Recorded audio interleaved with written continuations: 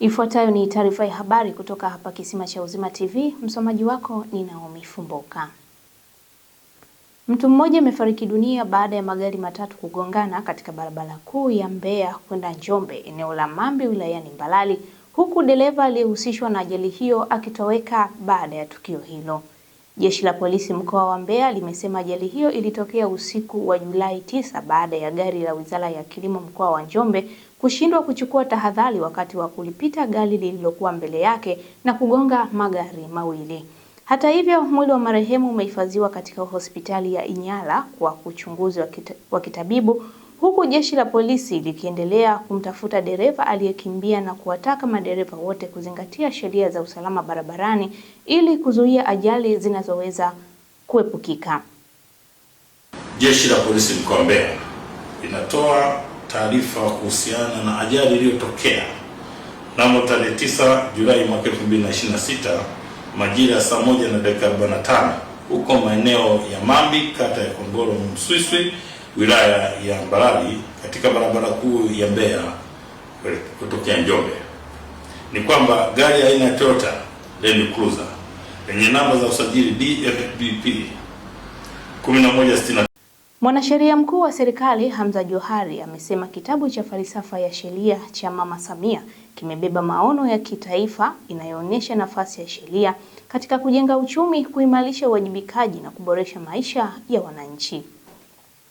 Akizungumza wakati wa uzinduzi wa kitabu hicho jijini Dar es Salaam, Johari amewahimiza Watanzania kukisoma ili kufahamu mchango wa sheria katika kuimarisha taasisi za umma, kuboresha upatikanaji wa haki na kuvutia wawekezaji kwa maendeleo ya wananchi. Kwa upande wake, Rais wa Chama cha Mawakili wa Serikali Tanzania PBA Bavo Yunus amesema falsafa hiyo imeendelea kutekelezwa kupitia kampeni ya usuluhishi wa migogoro ambayo imewanufaisha takribani Watanzania milioni 8 kwa kuimarisha upatanisho, kupunguza migogoro na kudumisha amani nchini.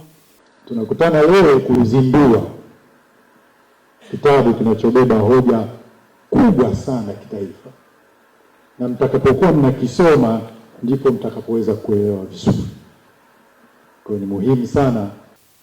Wizara ya Afya imeonya kuhusu matapeli wanaojifanya kuwa na uhusiano wa karibu na wizara hiyo, huku ikiwarubuni wananchi kwa kuahidi ahadi za ajira na zabuni za serikali, kitendo ambacho wananchi wanahitaji kuwa makini kutoa taarifa kwa vyombo vya dola. Kwa mujibu wa taarifa ya wizara hiyo, haijawahi kumtumia wala kumpa mamlaka mtu yoyote au kikundi chochote kuahidi ajira au zabuni kwa niaba yake. Aidha, wizara imewahimiza waliowahi kuombwa fedha au kutapeliwa kutoa taarifa kwa vyombo vya dola na kusisitiza kuwa huduma zote za wizara ikiwemo upatikanaji wa ofisi ya waziri hutolewa kupitia utaratibu rasmi bila malipo.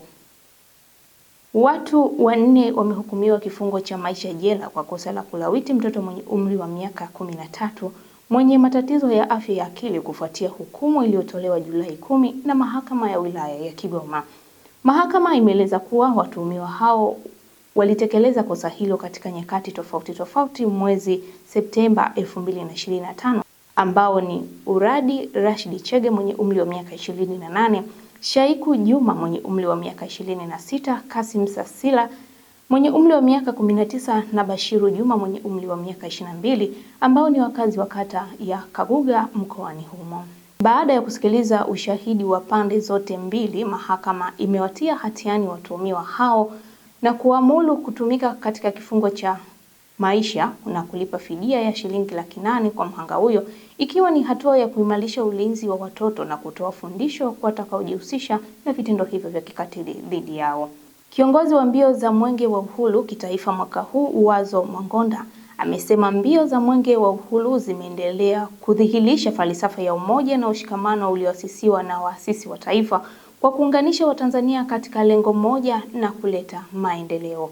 Mwangonda amesema maendeleo hayawezi kufikia bila ushirikiano kati ya wananchi, viongozi, wadau na maendeleo na serikali, akisisitiza kuwa wadau washiriki kikamilifu katika utekelezaji wa miradi yenye manufaa kwa jamii. Amesema hayo katika kata ya Kikwe, halmashauri ya Meru mkoani Arusha, wakati akiweka jiwe la msingi la mradi wa tenki la maji lenye uwezo wa kuhifadhi lita 300,000 unaogharimu zaidi ya shilingi milioni 101.